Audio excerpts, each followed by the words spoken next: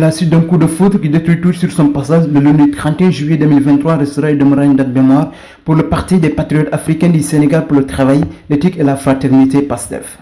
Alors que les élections présidentielles de 2024 pointent à l'horizon et qu'un changement radical s'apprêtait à s'opérer, le rêve de plusieurs millions de Sénégalais semble s'effondrer au tribunal de Dakar. Ousmane Sonko vient d'être placé sous mandat de dépôt par le doyen des juges Maham Diallo. Et comme ceci ne suffisait pas, le ministre de l'Intérieur Antoine Abdoulaye Félix Diome fit sortir un communiqué annonçant la dissolution du parti PASTEF quelques heures plus tard.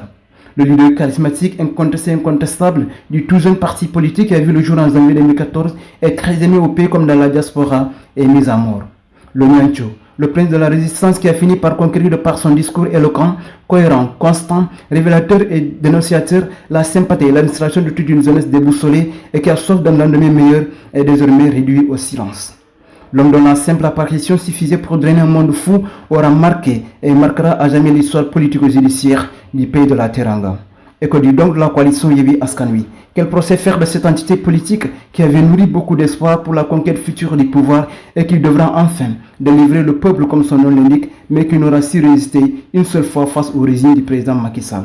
Sur la terre renaître de plus belle de ses cendres pour ne pas se laisser enterrer par les querelles internes qui la minent, ou alors quel nouveau capitaine pour reprendre le flambeau et sauver cette grande retrouvaille politique qui, si l'on n'y prend pas garde, risquerait d'être réduit à sa plus simple appellation.